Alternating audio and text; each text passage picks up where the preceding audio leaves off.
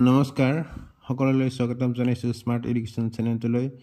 আহিবলগীয়া বিভিন্ন কম্পিটিটিভ এক্সামৰ বাবে জেনাৰেল নলেজৰ 10টা গুৰুত্বপূৰ্ণ প্ৰশ্ন লৈ আহিছো হে ভিডিঅটো স্কিপ নকৰাকৈ চাই থাকিব আৰু চেনেলটো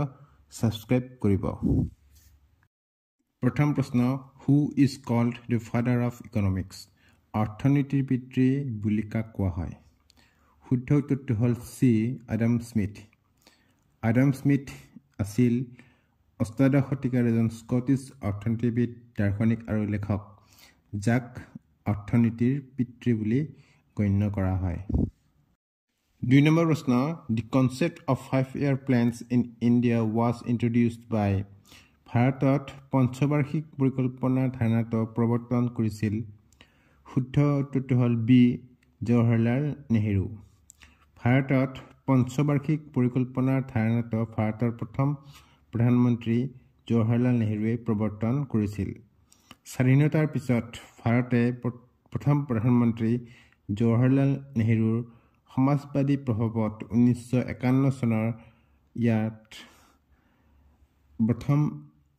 5-year plans আৰম্ভ কৰিছিল 3 নম্বৰ প্ৰশ্ন হু of the following was the author of chapter on objectives of planned development for the third 5-year plan তৃতীয় পঞ্চবাৰ্ষিক পৰিকল্পনাৰ বাবে objectives of planned development শীৰ্ষক অধ্যায়ৰ লেখক কোন আছিল শুদ্ধ উত্তৰটো হ'ল এ মোৰাৰজী দেশাই তৃতীয় পঞ্চবাৰ্ষিক পৰিকল্পনাৰ বাবে Objectives of Planned Development গ্ৰন্থখন লিখিছিল 4 নম্বৰ প্ৰশ্ন Which one of the following is the task of the Planning Commission নিম্নলিখিত কোনটো পৰিকল্পনা আয়োগৰ কাম শুদ্ধ উত্তৰটো হ'ল এ Preparation of the Plan 5 number প্ৰশ্ন Who wrote the book Planned Economy for India Planned Economy for India গ্ৰন্থখন কোনে লিখিছিল শুদ্ধ উত্তৰটো হ'ল এ এম বিশ্বসূৰ্য এগৰাকী অভিযন্তা আৰু ৰাজনীতিবিদ এম বিশ্বসূৰ্যই 1934 চনত Planned Economy for India গ্ৰন্থখন লিখিছিল এই গ্ৰন্থখনত তেওঁ দেশৰ আয় দুগুণ কৰাৰ লক্ষ্যৰে 10 বছৰীয়া পৰিকল্পনা প্ৰস্তাৱ দিছিল তেওঁৰ মুখ্য গুৰুত্ব আছিল ঔদ্যোগিকৰণৰ ওপৰত যাতে কৃষিৰ ওপৰত নিৰ্ভৰশীল জনসংখ্যা হ্ৰাস কৰিব পাৰে আৰু উদ্যোগত নিয়োজিত জনসংখ্যা বৃদ্ধি কৰিব পাৰে 1955 চনত তেওঁ ভাৰতৰ সৰ্বোচ্চ সন্মান ভাৰত ৰত্ন লাভ কৰিছিল 6 নম্বৰ প্ৰশ্ন national development council was set up in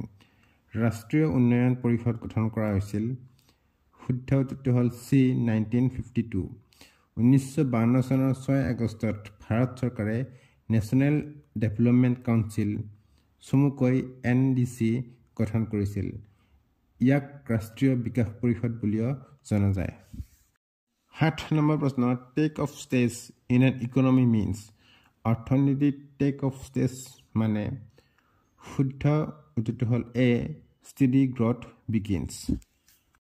9 number প্ৰশ্ন হু was the first deputy chairman of Planning Commission of India ভাৰতত পৰিকল্পনা আয়োগৰ প্ৰথম উপসভাপতি কোন আছিল শুদ্ধ উত্তৰটো হ'ল ডি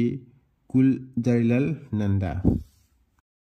10 নম্বৰ প্ৰশ্ন economic survey is published by